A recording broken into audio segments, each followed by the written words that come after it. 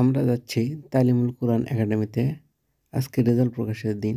ছোট্ট একটি অনুষ্ঠানের আয়োজন করা হয়েছে।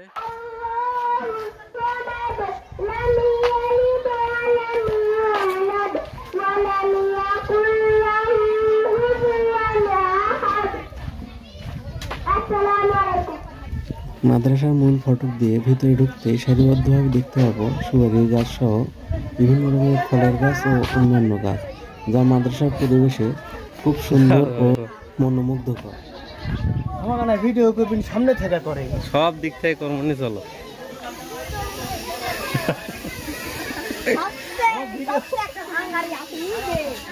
এটি হলো আমাদের ভাষায় বারান্দা বলে থাকি, যা মাদ্রাসাতে কনফারেন্স রুম হিসাবে ব্যবহৃত হয়।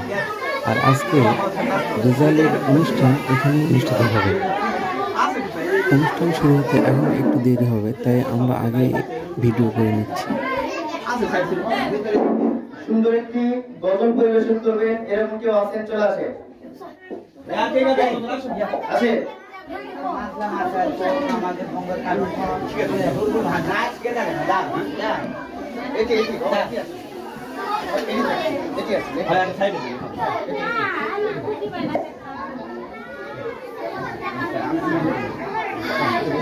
আসসালামু আলাইকুম ওয়া রাহমাতুল্লাহি ওয়া বারাকাতুহু। আমি এতিম হয়ে কাঁদি না কেন তোমরা বলতে পারো? আমি এতিম হয়ে কাঁদি না কেন তোমরা বলতে পারো? এতিম ছিলেন আমার নবী, এতিম আমিও। এতিম ছিলেন আমার নবী, এতিম আমিও। আমি এতিম হয়ে কাঁদি না কেন তোমরা বলতে পারো? আমি এতিম হয়ে কাঁদি না কেন তোমরা বলতে পারো? এতিম ছিলেন আমার নবী, এতিম আমিও। নেই বাবা মা আমার, নেই যে বাড়ি ঘর।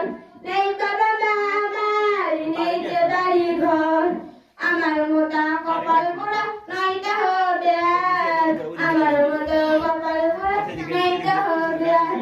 তবু মনে নিয়ে শান্তনা কাটাই দিন রাত। মনে নিয়ে শান্তনা কাটাই দিন রাত। এতিম ছিলেন আমার নবী হযরত মুহাম্মদ। এতিম ছিলেন আমার নবী হযরত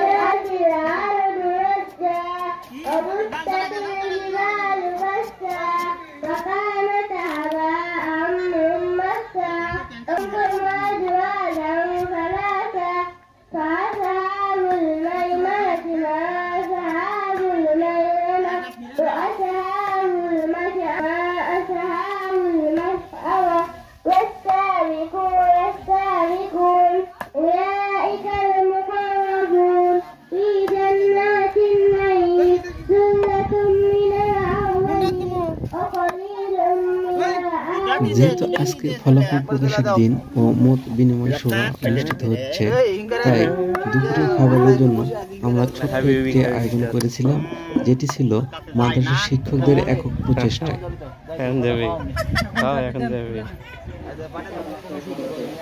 এখানে খুবই সতর্কতা ও পরিচ্ছন্নতার সাথে খাবার রান্না করা হচ্ছে।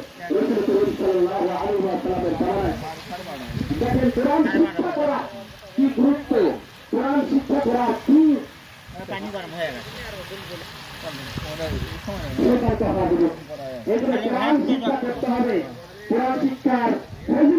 একটা হাদিস বুখারীর বর্ণনা, রাসূল করিম সাল্লাল্লাহু আলাইহি ওয়াসাল্লামের জামানায় সবাই একটু সাবধান হবে, একটা হাদিস শেষ করে দেব।